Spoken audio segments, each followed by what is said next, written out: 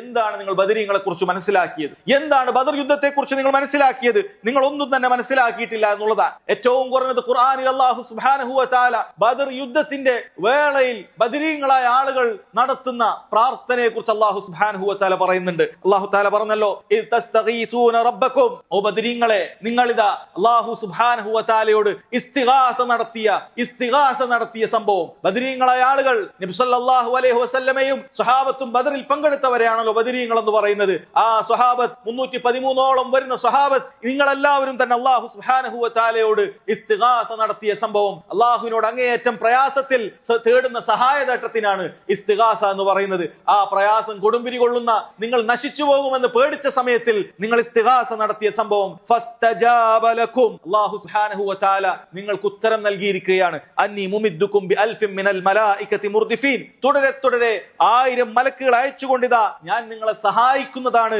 എന്ന് അല്ലാഹു സുബ്ഹാനഹു വ തആല പറയുകയാണ്. സഹോദരങ്ങളെ, ആരോടാണ് ബദരീങ്ങൾ പ്രാർത്ഥിച്ചത്? ബദരീങ്ങൾ ഒരിക്കലും ഇബ്രാഹിം നബിയുടെ ബറക്കത്തിനെ ചോദിച്ച് ഇബ്രാഹിം നബിയോട് ചോദിച്ചിട്ട് ഇബ്രാഹിം നബി മുഖേന അല്ലാഹുവിന്റെ സഹായം തേടിയെടുക്കുകയല്ല. അതല്ലെങ്കിൽ നബി സല്ലല്ലാഹു അലൈഹി വസല്ലമയോട് പ്രാർത്ഥിച്ചിട്ട് നബി സല്ലല്ലാഹു അലൈഹി വസല്ലമയിലൂടെ അല്ലാഹുവിന്റെ സഹായം തേടിയെടുക്കുകയല്ല. മറിച്ച് അല്ലാഹു സുബ്ഹാനഹു വ തആല പറയുന്നത് ഇസ് തസ്തഗീസൂന റബ്ബക്കും, നിങ്ങൾ നിങ്ങളുടെ റബ്ബിനോടാണ് ഇസ്തിഗാസ നടത്തിയത് എന്നാണ് അല്ലാഹു സുബ്ഹാനഹു വ തആല പറഞ്ഞത്.